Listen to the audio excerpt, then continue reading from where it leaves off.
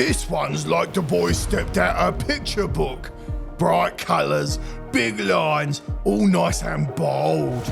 Makes you look like the hero. Or the villain, depending who's asking. Kapow! Crunch! Gadoosh! Nice. I'll use them in post for sure. Comic book orcs. I'm excited. I've been waiting to paint these on the channel for ages. The armor was primed white and then a yellow Avalon Sunset rattle can to save me a little time. But if you don't have one, all good. I'm coming back in now anyway with my base coat yellow and putting some layers down. Justin from Battleforge Gaming is one of my favourite painters, and he was kind enough to sit down with me and my two boys recently and teach us some core principles of painting minis, and a huge takeaway I had from him was the importance of putting down multiple layers of your base coat to get a really smooth finish. For a comic book cel-shaded model, you need to remember that this is going to look basic and trash for 95% of the process. But stick with it and stick with me and watch it come together. I'll be blocking out each of my base colours, and these are the darkest colours that our model will have in the end. But the colours aren't crazy dark like I normally go for. This is on purpose. I find that the cartoon comic book style best goes with brighter colours. So if this is normally my gradient, I'm pushing everything lighter, and this would now be the gradient that I'm aiming for. Here's the finished model so you can see my darkest, my mid, and my lightest color. So all we are doing at the moment is putting down these colors.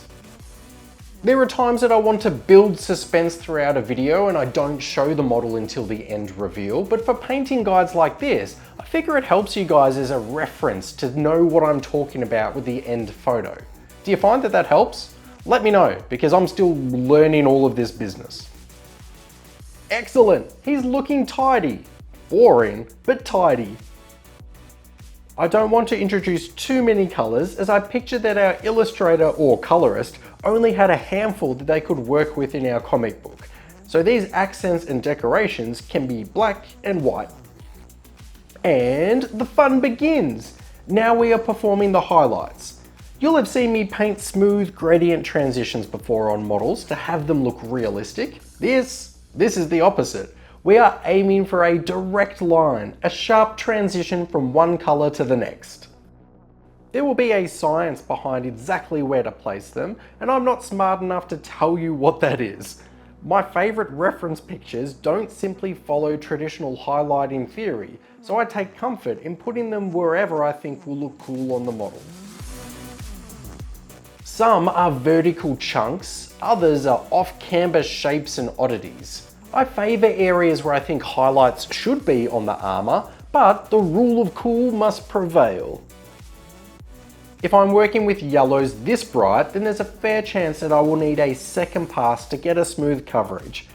Anything that would be gunmetal or silver, I'm painting in greys, and if I wanted gold, I would paint with browns and likely end with a more yellowy highlight.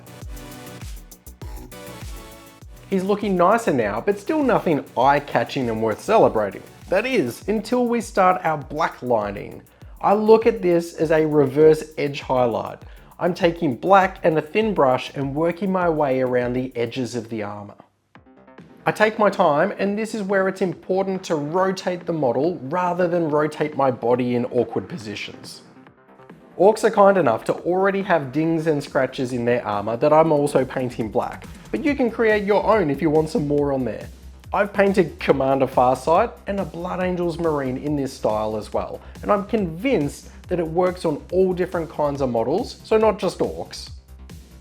His faceplate was kept separate so that I could paint this piece and his face so much easier. Imagine trying to reach this brush in for each of those highlights in this panel lining. Meh, no thanks. And to finish our model, those areas I painted black, let's flip the script and panel line them with white. Yeah, that looks cool. I kind of want to try that on a model that is primed black, like just a black and white model. Maybe a grey mid-tone in there somewhere, but that could be really cool. Actually, leave that with me. Here's our comic book orc.